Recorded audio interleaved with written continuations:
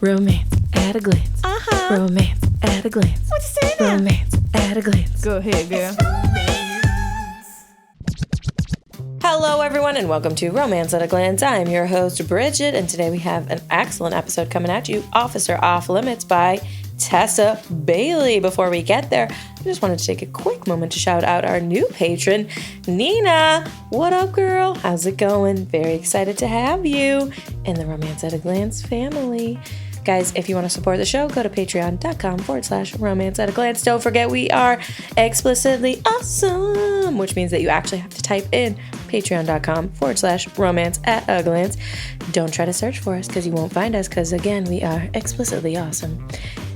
It is time to get into one of my rapidly becoming favorite authors, Tessa Bailey, because she's got the queen of dirty talk down.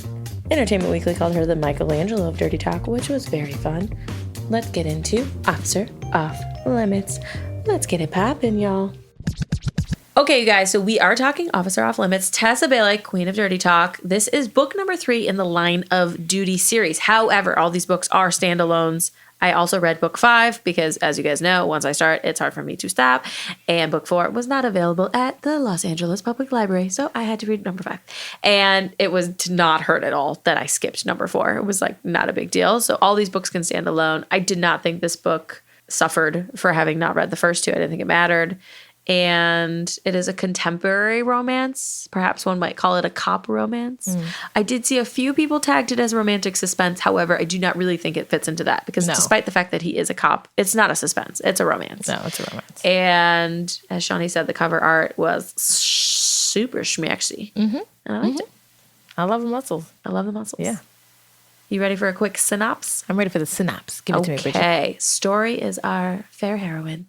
And the book opens with her getting dumped 2 weeks before her wedding by her douche fiance who takes her to a seafood restaurant even though she hates seafood. So as he's breaking up with her, she like waves the waitress over and is like, I'm going to need your most expensive champagne and your most expensive chocolate dessert to go on his credit card. Thank you.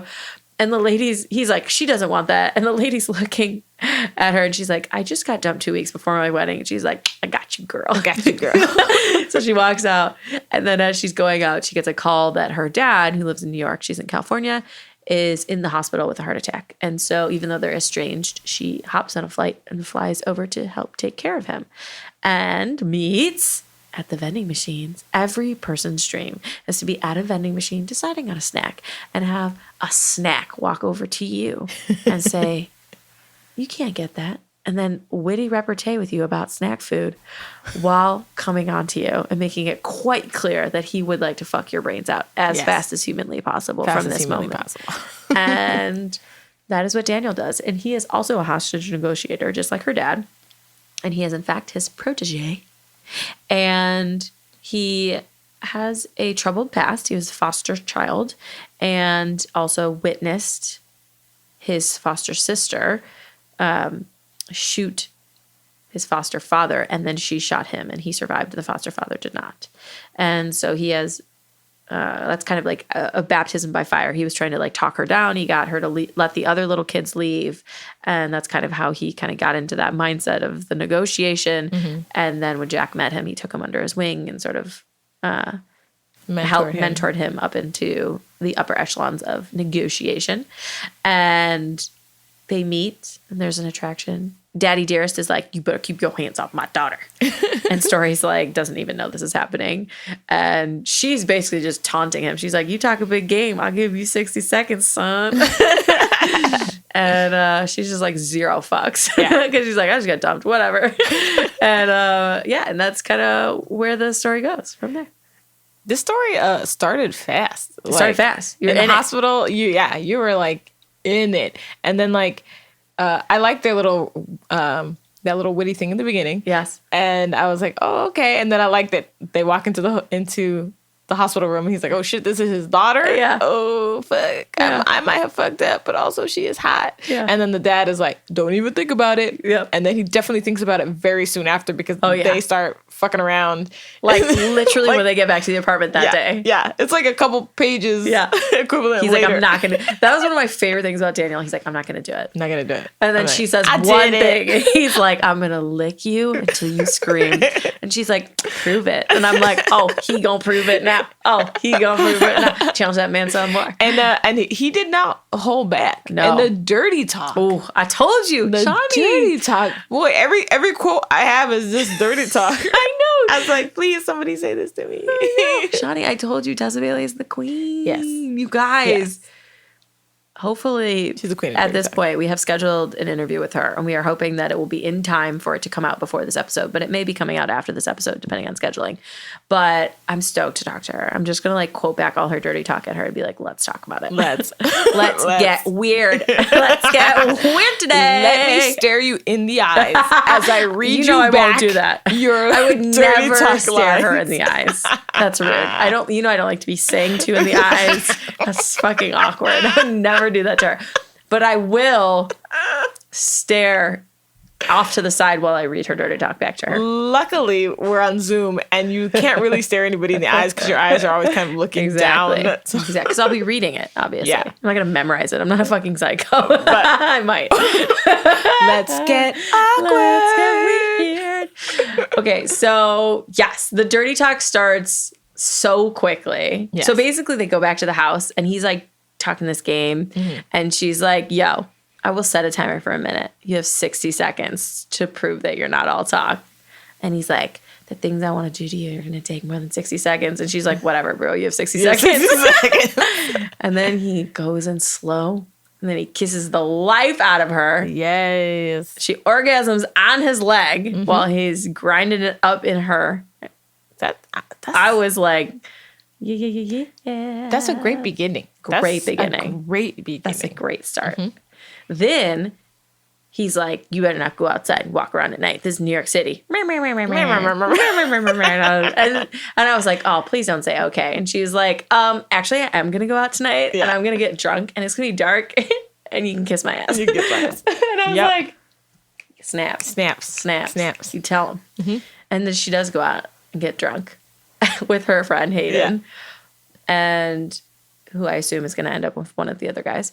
And that's the setup. Of course. And they end up at the cop bar because that's where her dad sent her. Because spoiler, the dad is like trying to set them up, it turns out. But she ends up at the cop bar and she's singing karaoke in like this, fun, slinky sort of dress. And he sees her on stage and he like loses his mind and walks over and is like, get down right now. And she's like, no, you don't own me. And then she tells him, if you go up there and sing karaoke, I'll let you take me home tonight. And I was like, oh, we're going to Pound Town. And so he goes. He does. He was like, he's just like, almost like singing. He's like, let me clear my throat while I sing through bars. Yeah. He's like, I'll do it. And then she like jumps in his arm and kisses him in front of everyone. And everyone's like wolf whistling. And I was like, I've been there. And she's also like, I thought you might come tonight. Yeah. She's like, I knew we would end up together tonight. And I was like, yeah, you did, girl. Yeah, you did. Also, like, I definitely saw his dad matchmaking from the beginning. Like, I did not.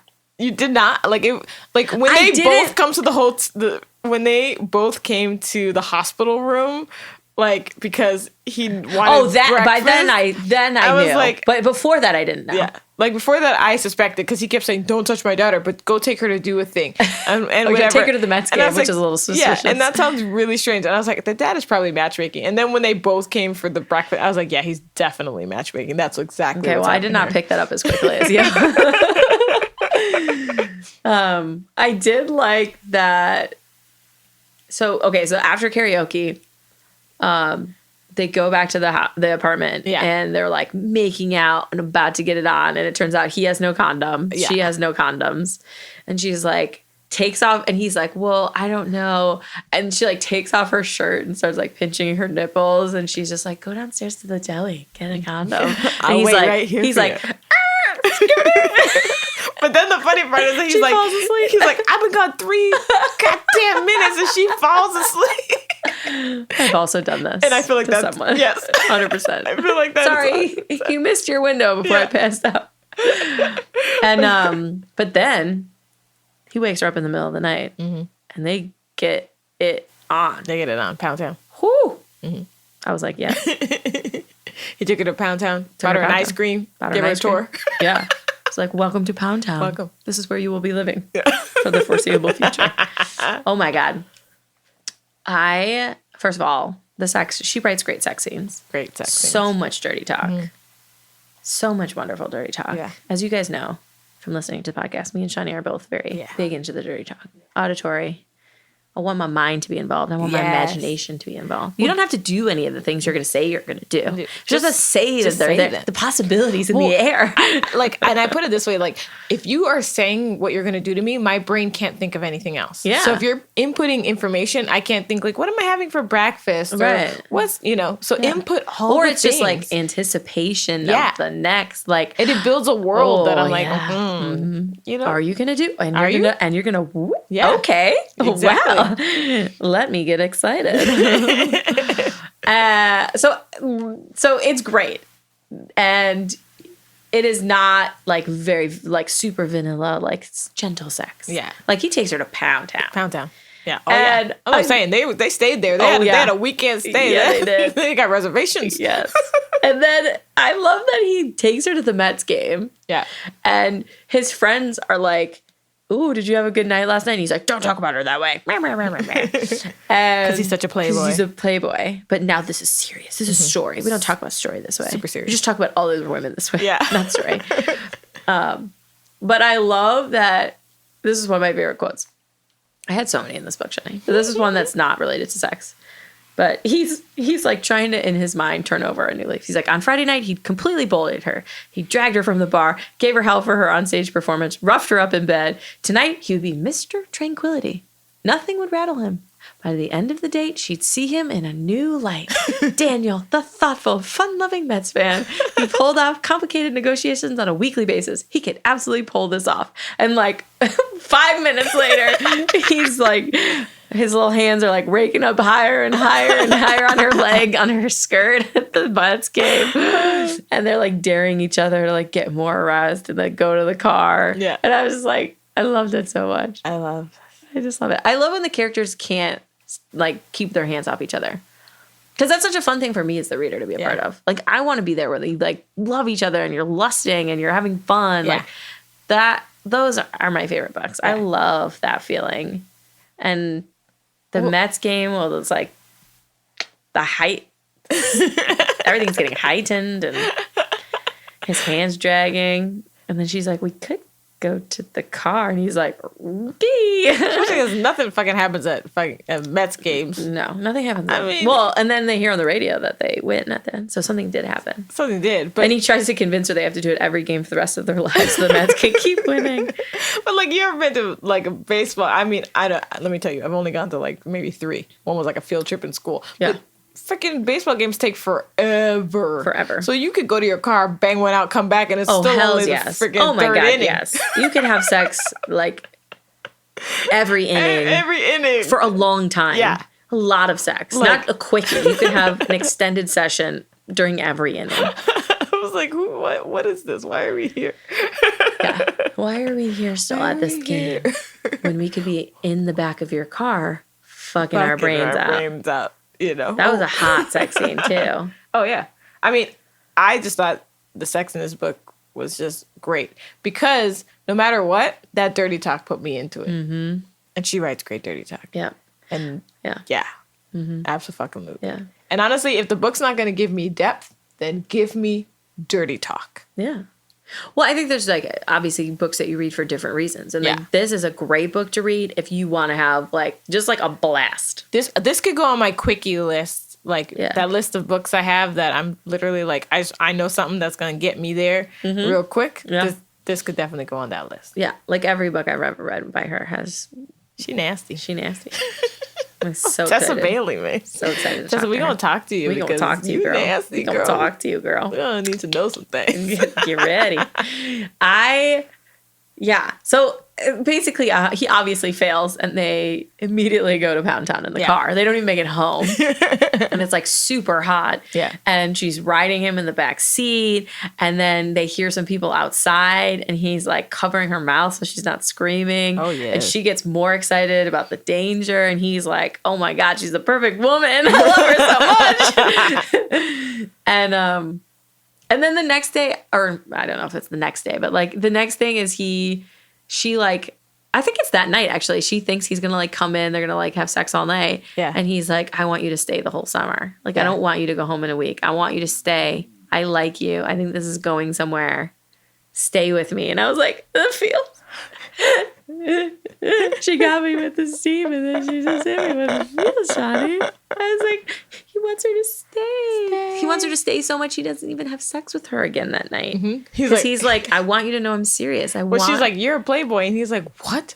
Why do you see me this way? Yes. How dare you? How dare you? Listen to the truth about my past. From the very recent past. Yeah. 2 weeks ago. So instead, what I'm going to do is not give you the dick. Yeah. And court you so you know I'm serious. Yes. Which I think was a solid strategy. I mean, it was. It worked. It worked for a little bit. But then she sent him like a sexy video, and he was like, did. he's like, Rumspringer's over. Rumspringer. Oh my God. Okay. Right before that, she says, like, they do have like 1 or 2 times they see each other in between, but she says he's proving it to me, but he's also proving it to himself that he can do it and that he can be the type of like partner that he wants to be and stuff, which I thought was actually a very nice sentiment, because sometimes it's not so much even about convincing the other person. It's like changing your own mentality about who you are and who you can be. Yeah. That it becomes a hard thing. But right after, I'm going to take you to Bridget's Sexy Corner. Bridget's Sexy Corner. Because right after she sends him the sexy picture, which was the end of the bet. If the Mets won, she had to send him a picture in a jersey. It didn't have to be sexy, but a picture of her in a Mets jersey. Yeah. But she wears, her friend only has a child size one. So she ties it on, and it like goes to only her waist. Or like shows completely her waist rather. And she puts on like some cute little undies and some high heels and tousles her hair and takes a sexy photo.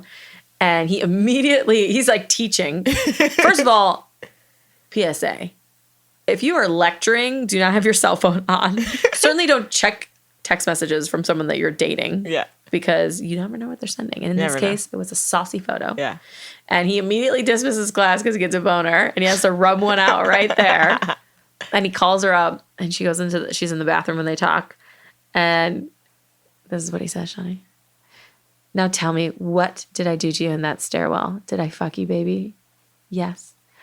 But I did something else first, didn't I? Her gasp answered his question. I think you pictured me kneeling between your thighs. Tell me I'm right. You're right. How did I know? Oh, sunshine, I know so much about your body. For instance, I know you're still petting yourself like I asked, but you need 2 fingers inside you now. And I was like, she gonna have an orgasm right now. Ooh, ooh, ooh, ooh, ooh. Tell me and then he's like, I want to see you tonight. And she's like, oh, I'm going to this thing. He's like, get me on the guest list. He's like, I'm gonna be there. Yeah, that's what's happening. Each other. And then he shows up, and every woman's like turning their head at him. Yeah, and he like comes over. You know what I liked about that is he's like prowling over to her, and she's chatting with some other like people she had just met, like having a good time. And he like comes over, and you know, she gets lured by the magnetism. Like they just had great phone sex. They haven't seen each other in a few days. I was like, oh, I would get lured.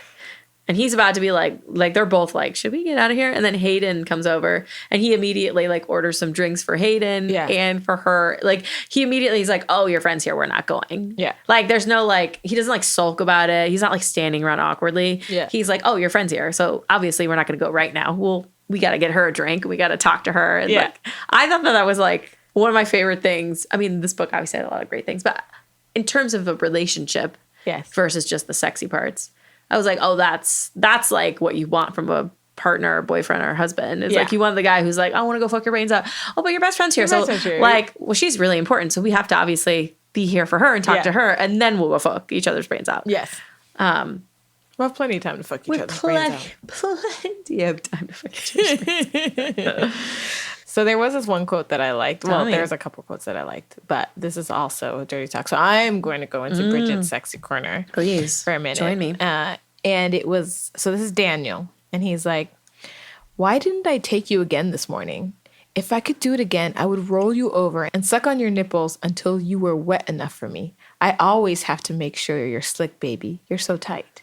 She gave a choked cough. I can't believe you're saying this to me while I'm standing in line for coffee. And I was just like, anytime is the time for dirty talk. Yeah. It's like almost especially if you can't say anything back. Yeah. So you can just take it and you're just like, all the things you want to say are like just in you. Yeah. And you're like, when I get home, when I get home, you go get it. You go get it. Did you catch the part where she called him dude after sex? Oh yeah. So they were banging, and like right after they like both roll over, catching their breath, and she's like, dude. And he's like, I cannot believe you just called me dude. And she's like, no. And California has a lot of different meanings. Yeah. And he's like, so what did you mean? And she's like, oh, that was the highest dude compliment possible. Yeah. And I was like, it made me laugh so hard. I was like, that is so true, California. First of all, have said dude my whole life, but also since moving to California, I can say a lot. I can say dude. But dude. Dude. It is. It's like one of those. Dude. It's like fuck. I can say everything. Or it's like bitch. Like bitch. Bitch, please. Though I have found that I have these awkward situations that happen. So like it is like my nightmare in life to misgender someone, right? Mm-hmm. Whatever gender you want to be called, whatever your pronouns, I will do them. Mm-hmm. But dude is such a word that we use. You use genderlessly. Mm-hmm. However, it's like every now and then I'll be like, dude. And I'll be like, fuck. Did they take that as a misgendering? Or guys. I say guys a lot. Or guys. And like, I'm like, well, oh shit. I'm not trying to be a dick. I'm not, you know, like, so I'm always not sure of the etiquette of dude sometimes. So I've been trying to avoid it. Yeah. Someone was like, well, would you talk to a whole group of people and say, hey girls, if you didn't know all their genders? And I was like, I understand that the sentiment. Guys is the patriarchy. Yeah. I understand. However, it's a hard one to break. It just rolls off the tongue. Dude just rolls off the tongue. Yeah. Dude. Can't be like gals. Yeah. Gals. Gal. That's not going to work. Gonna be like, yo, dude. Get your brew. Okay, so basically, eventually we find out that her dad officially, Shawnee knew already, I was not wise right away, was the one to set them up. Yeah. Did you see it coming, though, that he was the one who broke up her and her fiance? No, I did not see that coming, but I also thought that was the craziest, weirdest melodrama of all melodramas. There's a lot of melodrama. So it turns out that her ex-fiance was like swimming in debt, lying to her. And her dad probably had a private investigator. Yeah, the dad for sure had was investigating her life her whole life, which she was also too. Yeah. Back, so it's fine. And her dad found out about the debt and basically was like, I'll pay off your debt, break up with my daughter, and call off the wedding. And so he did, because he's a douchebag. Yeah. Only a douchebag would obviously take that deal. And he also took her to a seafood restaurant, and he should know better after dating that she doesn't like seafood. And obviously this is the first time that Story is finding out that her dad has paid off her ex-fiance. And Daniel, thankfully, did not know, because that would have been real fucking weird. That would have been rough. And Jack, I thought, said something really nice, which was like, of course I'd want you to be with my daughter. Like, you're the only one with a low opinion of yourself. We all think you're great. And he's like, oh, I didn't see that coming. Plot twist. But I also thought it was really like that feeling. I felt like she did a good job writing that heart in the mouth moment where she leaves and then the ex-fiance follows and she's like, I need time, Daniel, leave me alone, basically. I mean, I'm paraphrasing. She doesn't say it that meanly, but she's like, I don't know anything anymore. Like, runs away. And he's like devastated because she leaves, you know, in his mind with the guy she should be with, the ex-fiance, who's like a terrible person and whatever. Yeah. But he, of course, is wrapped up in his own mind. And I felt his pain at that moment. I was sad for him. And then we finally get to the hostage part. This whole time, she's had a creepy neighbor. Who isn't a horrible person, just a creepy neighbor.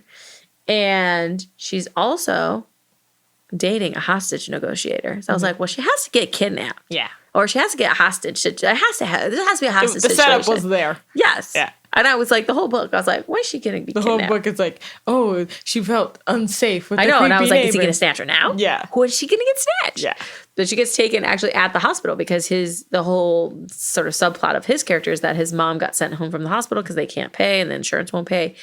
And so he's going to argue with the like hospital admin, whatever person about the bill. And he has a gun and he pulls the gun out and then, he pulls the gun from the guard. And then he sort of like kind of panics. And then she happens to be right near him because she recognized him and was kind of walking towards them to like maybe help or something. He grabs her as a hostage. They go into like a little office. And then obviously helpful that they have hostage negotiators on site.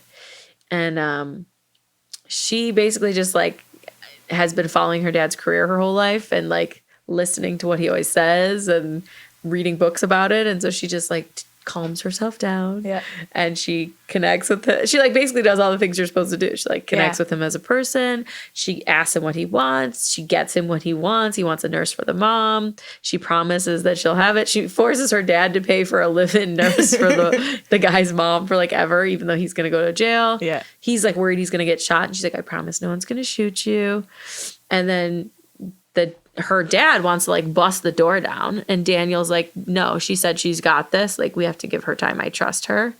And I was like, that's a 5-star man right there. That's a 5-star man or 5-star stupid, but I mean, well, the chances of her getting shot if they like busted in, I feel like were pretty high. they're true. That is true. However, they are trained hostage negotiators. You trusted her, Shawnee.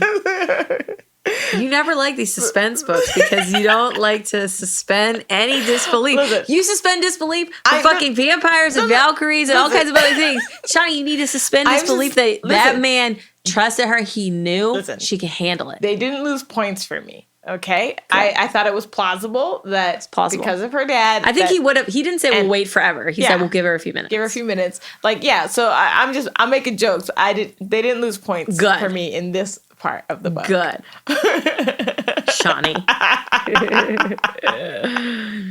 And then basically, obviously, she doesn't die, and he takes her back to the apartment and he's like, I need to be inside you right fucking now. And she's like, I need you to be inside me because she's like losing it and she needs him to like bring her back down, which I've been in that situation and totally get that. Yeah. Then he sees her bags packed and he's like, please don't leave me. Stay with me. I'll do anything you want. I'll follow you to California. Please don't go. And she's like, I just have to go get the rest of my stuff. I'm moving here. And he was like, Say what?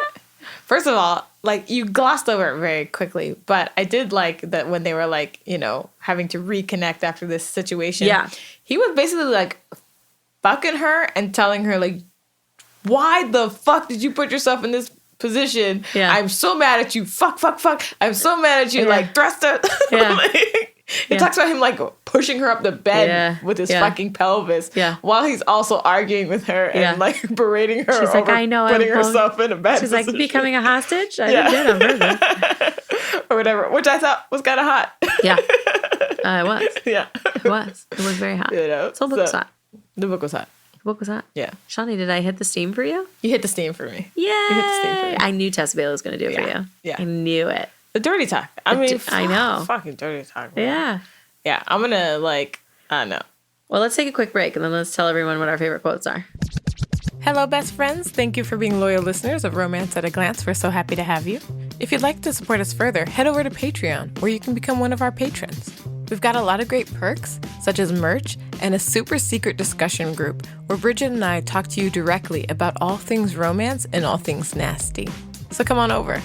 And now, back to our show. All right, you go first, Shawnee. What quotes you got for me that we didn't already mention, obviously? I'm going into Bridget's sexy corner. Okay. What's the matter, story? Do you want me as deep as I can go? Yes. Say it then, baby. Say, Daniel, please fuck me deep. I was like, yes. Say yes, it. Please, Daniel, please fuck me deep, Daniel. Boy, man. I'll beg. I ain't about begging. What you want me to say? I'll say whatever you want me to say. Man.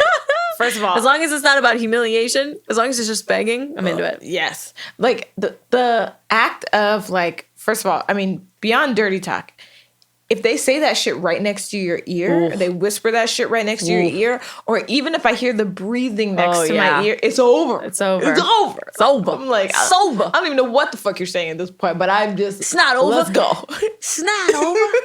Makes me think of The Notebook. Yeah. Sorry. It's still not over. I did see The Notebook. I would like you to give me props for that. I did see that movie. A cultural phenomenon. Well done, Johnny. One of the biggest romances of our generation. It's a great movie, though. It is a great movie. Really good book, too.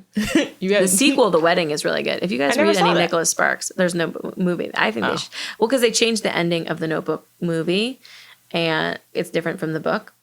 And also, The Wedding didn't make sense no more. Yeah, The Wedding doesn't make sense anymore. But The Wedding is about their kid reconnecting, their daughter reconnecting with her husband. And they've like drifted apart, and the husband realizes it. And so he basically goes for advice from the dad, because the dad doesn't die at the end of The Notebook. And he says, like, what did you do? And he said, well, I, kind of like tells him some of the story. And so he starts like walking every morning, and he loses some weight and gets in shape and kind of like gets himself happier. And then he starts like, like buying her flowers and treating her better and engaging with her more, and like basically like fixing all of his issues and like apathy and stuff. And he starts writing her letters, and he basically makes her fall in love with him all over again. Aww. And then they have a wedding at the end. I like this. Where his adult children like help him throw a wedding, and they were kind of like mad at him for being like, salty with the mom. And it's a really lovely book. I think it was better than the original Notebook, but unfortunately that movie can never be made because they changed the ending. I guess it could. He could like read their story or some bullshit. But yeah. Anywho, side, fun note. If you like Nicholas Sparks and you like a little bit of feels, the actual Notebook book is good, as is The Wedding. Nice. I had so many. Okay. I've already told you about a bunch, but this one is a short one. Okay. So this is when they first are about to hook up, early in the book, very early in the book. And he says, tell me, in your mind, what are we doing in that bed? Are we fucking nice and slow? Or are you making me sweat for it? And I was like, sweat for it! I choose sweat for it. I choose a sweat for it. For 100, thank you. Pick me. Sweat for it. I know the answer to this one. It's a sweat for it. You got another one? No, that's it for me. They were just going to be literally dirty talk lines. It was going to be a whole list of dirty talk lines. Yeah. I mean, I resisted. If you guys go on my Goodreads highlights of this book, you can see a whole bunch of other things. Or you could just read the book. It's not that long. What was your story rating? My story rating was, I gave this book a 3. Okay. So it's kind of along the lines of LJ. Okay. Right? Who I also gave a 3. To me, the story itself, like, it was barely any story. There was barely any backstory. There was barely any depth of character for me. Mm-hmm. However, I didn't give a fuck because I like the dirty talk. So I thought, like, solid book. It's going in my smut shelf for like those quickie days when I don't have to. This book has so much smut in it that you don't have to like scroll through to try to find it. You could probably just pick a chapter and there's some smut in there for you. Yeah. Like, and that's what the quickie shelf is for. Mm-hmm. It's for like, I don't want to have to find good parts, and I want the parts to last long enough so that I'm getting the real good feels. Got it. So this is going on my shelf. Smut. This is going on my smut shelf. Okay. Solid 3. Okay. Well, that's of the book. What did you think of story? Oh, story's her fucking name. I keep forgetting her name is fucking Story. Well then. In that case, also gave Story a 3. Okay. Honestly, I just gave her a 3 because I didn't feel like there was enough depth of character for me to judge these characters. Gotcha. I liked them for what they are, but I was like, I don't really know that much about her. Like, which is still okay because I just want the sex. You're so what about you? What'd you give Story? I give her a 4. I liked her. I liked that, like, she refused to let him make her feel cheap. I liked that she was, like, constantly, like, challenging him and, like, well, show me, prove it. Yeah. Like, what are you going to do about it? Like, egging him on. And I was like, yes, please. Yes, please. I like that she was not so concerned about the fact that she was just, you know, affianced recently. Yeah. Because I feel like in a different author's hands or a different story, that could have been a real melodrama point. And I liked that she was like, it feels like this could be a rebound at the beginning. And then she's like, this doesn't feel like a rebound. Is it too soon? And then she's like, no, if it feels right. Like, that relationship didn't feel right. I didn't feel like myself. Now I feel like myself. Yeah. Bam. End of story. I shouldn't have to keep overthinking it, which I liked. Because, like, sometimes I'm just like, I don't want to be bogged down. I want to be happy. I want to be happy. And this book made me very happy. I can feel that. I can feel that. What did you give our hero? I gave him a 5, Shawnee. Oh, my God. Why? Well, I was going to think about a 4, but then I was like, you know, we don't do half stars. I'm going to give him a 5. Because he's took her to Pound Town. You know, I like when they take him to Pound Town. Yeah. He trusted her to know her own mind, and he, like, immediately asked her to stay without, like, pussyfooting around. Yeah. This ain't no pussy-ass bitch. This is a man. And he was like, yo, we got something here. Stay the summer. Let's figure it out. I like you. Yeah. And I like that a lot. And obviously, dirty talk. Okay. 5 stars. 5 stars. Okay, so I was between a 3.5 and a 4. Okay. So I'll round up to 4. Well, we don't do 3.5s. Yeah, I know. So I'll round up, but sometimes I'm like, but then not a 4, you know. But I will round up to 4, and for a lot of what you said, for that whole thing when it's like a man can be like a playable, and if he wants to grow up for you, he will. Yeah. And he'll show it. Yeah. And he did. He sang for her. Mm-hmm. He was like, you want me to sing karaoke? What do you want me to sing? What you want me to sing? He was like, what you want me to sing? I can take you home? I can take you home? Mm-hmm. Okay. You know what I'm saying? So I like that he stepped up for her. I like that he was communicative in the fact that he was like, yo, I want you to stay. Like, you know, I like that she was staying and she wasn't moving in with him. Like, their story doesn't end with them like being together per se. Right. But it ends with them continuing the conversation of like being together. They're dating now. They're not like married. But exactly. She's moving in with her friend. Yes. And they're dating. And they're dating. Right. You know, which I thought was a great place for the story to end. That's still happily ever after. And they didn't have a baby. Always trying to have babies in these epilogues. Always trying to have babies. You know what I'm saying? So like 22 years old. I was totally. And I was pregnant. And I'm like, what book is this? So I was totally down for that. Like, and they gave us a little bit more of a backstory, I felt, for him and his like trauma or whatever. But again, I still felt like I don't know. I still didn't feel like the characters were super deep. But I think that's also the point of the book. I think Tessa Bailey knows her niche, and it's like get people off. This was also for the Entangled's Brazen imprint. So this is a shorter. Oh, these are shorter get off books. Yes. Oh, more erotica. There's only 245 pages, so it's a shorter. Well, if that's the goal of these books, then I would give this book a 4 instead of a 3. Okay. Because it is a shorter. Because she writes other books, like the Tools of Engagement was her most recent one, and those are long. I mean, they're 300 pages or whatever. So those are longer, and it's kind of weird knowing that more depth of story. This is for the Brazen. Well, knowing that makes it a little bit, kind of changes my opinion a little bit more, because it's like, if like we read romance novels, and I think we, you know, especially like in historicals, I have a different set of standards. Sure. If this book is specifically meant to get you off and the Brazen 5 whatever, then for me, then I'm like, oh, it's a solid 4, because it gives me just enough story that I can get into it. Right. It's only 240 pages though. It's like, it's not a long book. You know what I mean? And if that's what you're after, this book delivers. Okay. Tessa Bailey. Okay. Yes, ma'am. I said he was a McDirty Talker. Mm-hmm. What did you say? I mean, he's a Mick needs to wash his mouth out with soap. Oh, you know I like that one. You know what I'm saying? That's a good one. Do you kiss your mama with that mouth? He's a Mick, do you kiss your mama with that mouth? That was a good one, Shawty. Oh, man. That's funny. I like that one. I thought Coco B, who rated it 4 stars, was my favorite review. And she said, Officer Off Limits is the 3rd installment in the Line of Duty series, but can definitely be read as a standalone. Agree. Along with Tessa Bailey's other books, I really enjoyed this one. This book was exactly what I wanted and expected. This author always delivered a good story filled with bossy, dirty talking, possessive alpha males to fall head over heels for, strong, feisty females, and seriously hot and steamy love scenes, strong friendships, humor, and passion. Loved it.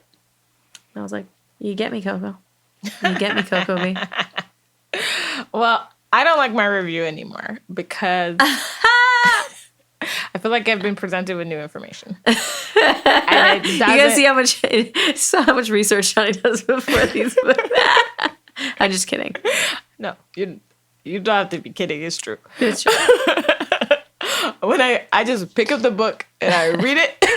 Actually, that's true because last season you did all the research and this season I did all the research. I was just like, what does Bridget have for me today? What do I have for you today? I don't read the synopsis ahead of time. I've been trying to yeah. Oh, you're just dipping in fresh. Oh. Yes. So if you haven't read me the synopsis, I don't read it. That's exciting. Because I'm excited to just get whatever the randomness is that's coming at me. You know, I feel like when I read the book, I get an impression and start building kind of a expectation. Mm-hmm. So I was like, you know what? I'm just going to go on whatever ride Bridget takes me. I'm going to trust the process. Trust it. You know what I'm saying? 2020 is the year of trusting the process. Trusting Bridget's dirty talking process. You never done me wrong, Bridget. You never done me wrong. That's true. So, but yes, I do feel like I've been presented with new information. Well, just read your old review anyways, and you can just say why you don't agree with it now. Don't search a new one. I won't. No, I wasn't going to search a new one. I was just not going to read one. But, no, read it to it. Read it to the people and tell us what's new, what changed your mind. Okay, so this says 3 stars. I like it. I think this is the last of my palate cleansing. To heck with the story. Just give me some steamy stuff reads, which is exactly what Entangled looks for in this brazen line. The relationship starts with sex and love comes later, somewhere in the midst of a lot more sex. And that is just what The Officer Off Limits delivers. Now that I'm reading it, I'm like, oh, this Entangled that they were talking about is actually the type of book. Yeah. But I will say, I mean, that is what it delivered. And if that's what it's promising, then I feel like the book hit its mark. Great. Yeah. You know, so if I'm judging it against like other romance novels and stuff like that where I have a different expectation, then I would say no. You want to get off? Then yes. Absolutely. Yeah. I hovered between a 4 and a 5 because I love Tessa Bailey so much. These books fill me with such joy because I love to dirty talk. I love the repartee. Mm-hmm.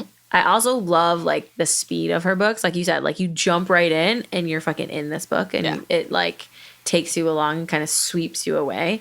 A lot of times we've been reading books where there's just a lot of beginning. Mm-hmm. And sometimes it's really well done, and sometimes it's world building and great, and sometimes I'm like, okay, but what's the point of this story? Yeah. What's gonna happen? And I liked that this book was very clearly like, what's gonna happen is, they're gonna fall in love. Like that's what this book is about. Mm-hmm. We're not trying to make it about a lot of other things. She didn't try and put in like a ton of suspense or a ton of like the hostage thing didn't last for fucking 18 chapters. Like it was like this book is about them meeting and about story, like realizing she was holding herself back with the other guy, realizing Daniel accepts all of her and like brings out new sides. Daniel realizing I'm actually not the piece of shit I think I am and everyone really likes me and I need to accept that. Yeah. Them finding each other. Dad pulling some strings. Lots and lots of banging. Happiness. Yeah. Which I have one question for you, Bridget. Tell me. Would you be willing to read a book that instead of front loading like all the information about the world, it just had like maybe a glossary in the front that literally spelled out what the rules of the world were before you dove in?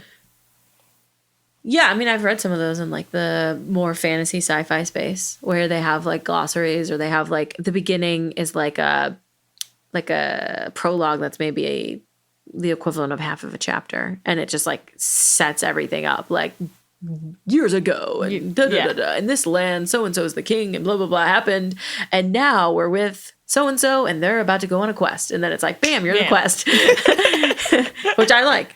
I don't mind a little dump. I also feel like in books like that, you know, where they have the map and they kind of have the world, you tend to get they have to like tell you what's going on right away. And so I feel like sometimes I would rather have the emotions of the characters come out over the course of the book versus like, let me spend 3 chapters like setting this whole long ass backstory scene of their emotions before we even get into anything, or they meet anyone or talk to anyone. Yeah. Like, or, you know, like I'm like, but you could have done all this chapters 1 through 10 while they're talking to people, or while in their mind as they're going to the grocery store or whatever they're doing. Yeah.